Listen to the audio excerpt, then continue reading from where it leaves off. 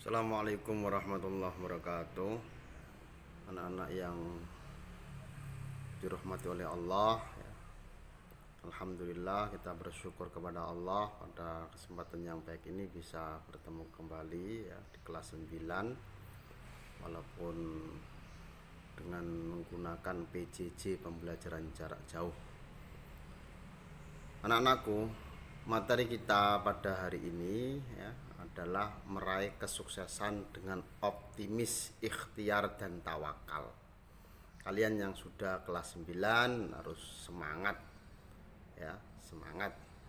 Karena dengan semangat itu ya, insya Allah Allah akan membukakan jalan-jalan kebaikan. Oke, langsung saja ya. Nanti saya akan tunjukkan ini pembahasan kita pada materi ini ada 4 pembahasan, yaitu kalian ya akan membaca Quran surat Az-Zumar ayat 53 tentang optimis. Kemudian kalian juga akan membaca Quran surat An-Najm ayat 39 sampai 42 tentang ikhtiar. Begitu juga kalian akan membaca Quran surat Ali Imran ayat 159 tentang tawakal. Ya, selain membaca, kalian juga akan dituntut untuk memahami kandungan maknanya. Kemudian poin pembahasan yang keempat adalah tentang tajwid, hukum bacaan qalqalah. Oke, kita materi opsi yang pertama ya, poin yang pertama yaitu optimis ya. Allah Subhanahu wa taala ya menjelaskan tentang sifat ini dalam surat Az-Zumar ayat 53 ya. Ya, kita baca bersama-sama ini. A'udzubillahi minasyaitonirrajim. Bismillahirrahmanirrahim. Qul ya ibadiyalladzina asrafu ala anfusihim la taqnatu mir rahmatillah innallaha yaghfirudz dzunuba jami'a innahu huwal ghafurur rahim, yang artinya katakanlah, kul katakanlah, ya ibadiyah wahai hamba-hambaku, alladzina yang asrafu melampaui batas, ala anfusihim atas diri mereka sendiri, la taqnatu mir rahmatillah, janganlah kalian berputus asa dari rahmat Allah. Innallaha yaghfirudz dzunuba jami'a, sungguhnya Allah itu mengampuni semua dosa. Innallaha huwal ghafurur rahim, sungguhnya Allah dia al-ghafurur ar-rahim, maha pengampun, maha penyayang ya. Kemudian penjelasannya begini ya, kandungan makna, Allah Subhanahu wa ta'ala menyeru hamba-hambanya yang melampaui batas agar tidak berputus asa dari rahmat Allah Subhanahu wa ta'ala, tetap bersikap optimis. Yang dimaksud dengan perbuatan yang melampaui batas itu adalah setiap perbuatan yang bertentangan dengan Al-Quran dan Al-Hadis. Setiap perbuatan yang bertentangan dengan agama ya, itu ya namanya melampaui batas. Perbuatan maksiat itu perbuatan yang melampaui batas. Nah, orang-orang manusia itu tidak lepas dari dosa dan kesalahan. Semua manusia melakukannya kecuali para nabi dan rasul, karena mereka mempunyai sifat maksum. Tapi kalau kita ini manusia ya, ada salahnya, ada khilafnya. Apapun kesalahan manusia, sebesar apapun, sebanyak apapun, itu selama dia itu masih hidup, masih ada kesempatan untuk tobat kepada Allah. Maka orang Islam dituntut optimis terus-menerus dalam menghadapi hidup ini, jangan putus asa. Jangan sampai karena menghadapi masalah yang besar kemudian ya berputus asa, ada yang melakukan bunuh diri, ada yang lari ke narkoba, ada yang jadi anak-anak jalanan dan lain sebagainya, sudah melupakan agama, melupakan Allah. Jangan, ya, kita dituntut ya di dalam agama ini untuk selalu menjadi orang yang optimis. Ada kesalahan, ada khilaf, itu manusiawi. Karena itu Allah Subhanahu wa taala menyemangati hamba-hambanya supaya untuk optimis terus-menerus kembali kepada Allah, tobat kepada Allah, sehingga bisa menuju jalan yang diridhoi oleh Allah Subhanahu wa taala ya. Kemudian ya, upaya setan ya. Manusia selain mengikuti hawa nafsunya, juga ada setan yang membisiki ya. Setan yang pertama akan selalu menggoda manusia supaya terjerumus ke dalam dosa, sebagaimana yang difirmankan oleh Allah, inna syaitana lakum aduwwum mubin. Sungguhnya setan itu bagi kalian itu musuh yang nyata. Maka cita-cita setan itu, iblis dan anak turunnya itu menjerumuskan manusia. Semua manusia ingin dijerumuskan ke dalam dosa. Nah, kalau sudah terjerumus bagaimana? Setelah terjerumus ke dalam dosa, mereka akan merasa hina di hadapan manusia dan di hadapan Allah. Ya, itu fitrah.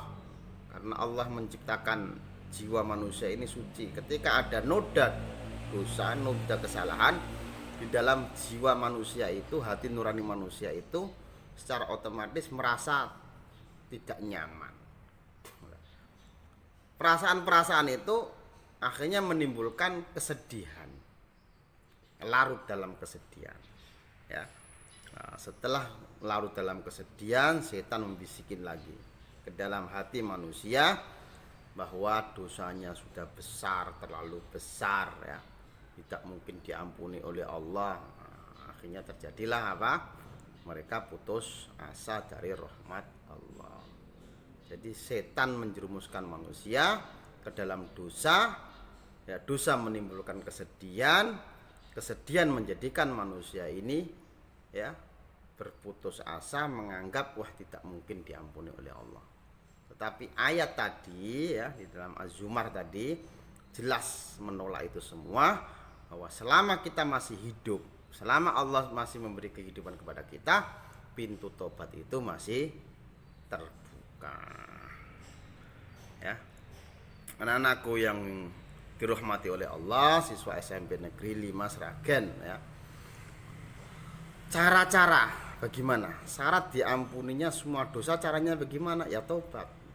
Taubat itu dari kata taba ya tubu, taubatan, artinya kembali kepada Allah, kembali kepada agama Allah, kembali kepada pedoman Allah, pedoman yang diturunkan oleh Allah, yaitu Al-Quran ya, yaitu hadis Rasulullah ya.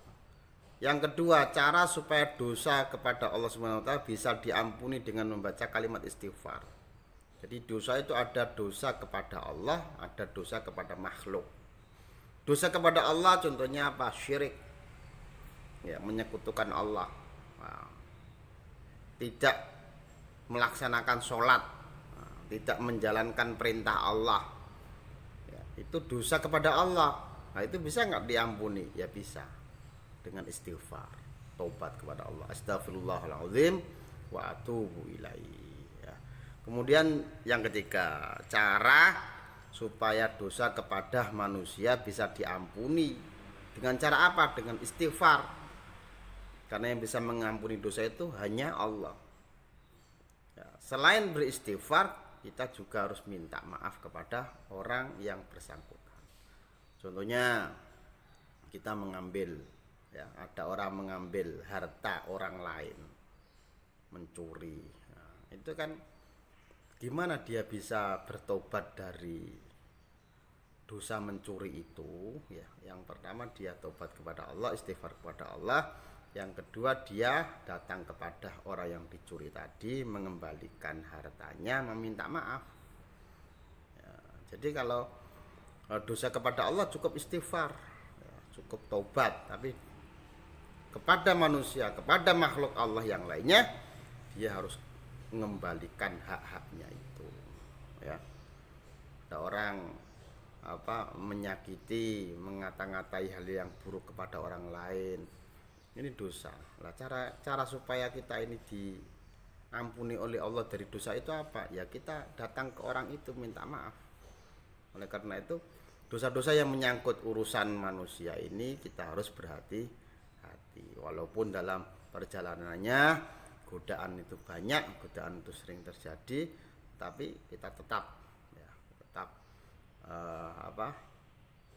menjaga diri supaya tidak menzolimi orang lain, menyakiti orang lain. Cara supaya diberi rahmat oleh Allah dengan bersungguh-sungguh mendekatkan diri kepadanya. Rahmat, Allah memberikan rahmat, ya, kasih sayangnya kepada hamba-hambanya. Yang bagaimana? Yang hamba-hambanya yang mau nurut, yang mau taat, yang mau patuh, yang mau mendekatkan diri kepadanya, dia dapat rahmat. Anak-anakku yang dimuliakan oleh Allah, ya, dalil lain tentang optimis, ya, dalil lain tentang optimis, ya, selain surat Az-Zumar tadi, juga Allah Subhanahu Wa Taala di ayat yang lain juga menyampaikan, ya, kepada hamba-hambanya jangan berputus asa dari rahmat Allah. Wala tayasu mir rauhillah, janganlah kamu berputus asa dari rahmat Allah. Innahu la yayasu mir rauhillah illal qaumul kafirun, sesungguhnya yang berputus asa dari rahmat Allah hanyalah orang-orang yang kafir, hanyalah orang yang enggak beriman, enggak percaya. Tapi kita orang yang beriman, kita percaya pada Allah, ya, bahwa Allah itu Ghafurun Rahimun, Maha Pengampun, Maha Penyayang, terbuka terus. Kita orang yang beriman yakin bahwa Allah itu Ghafurun Rahimun, bahwa pintu tobat itu terbuka terus, kecuali dua hal, dua kesempatan yang pintu tobat ditutup. Yang pertama ketika sakaratul maut, ya, jadi ketika nyawa di tenggorokan kok tobat, ya gak bisa, sudah ditutup. Yang kedua yaitu ketika matahari terbit dari barat, artinya menjelang kiamat kok tobat, ya gak bisa, sudah selesai. Kemudian di hadis Rasul, ya, juga disebutkan tentang optimis, ya. Pada suatu hari ada dua orang pemuda berkeluh kesah kepada Nabi SAW. Maka Nabi SAW bersabda, janganlah kalian berputus asa dari kebaikan selama kepala kalian masih bisa bergerak. Manusia itu dilahirkan oleh ibunya dalam keadaan merah, tidak memiliki suatu apapun, lalu Allah Azza wa Jalla memberinya rezeki. Jadi dulu kita lahir tidak punya apa-apa, ya, bahkan lemah, tidak punya apa-apa, tidak berpakaian. Tapi kemudian Allah memberikan kita, ya, nikmat-nikmatnya, anugerahnya. Kita diberi nikmat akal, nikmat penglihatan, pendengaran, kemudian kita dikasih nikmat tenaga, akhirnya berusaha, bisa mendapatkan rezeki, kekayaan, ilmu, punya rumah, punya mobil, dan lain sebagainya. Ini tandanya apa? Manusia itu selama masih hidup masih bisa berusaha. Manusia itu harus tetap menjaga sifat optimisnya. Mungkin itu anak-anak, ya, yang bisa saya sampaikan. Satu poin saja pembahasannya, masih ada 3 poin. Mungkin akan kita sambung di kesempatan yang akan datang. Demikian dari saya, kurang lebihnya assalamualaikum warahmatullahi wabarakatuh.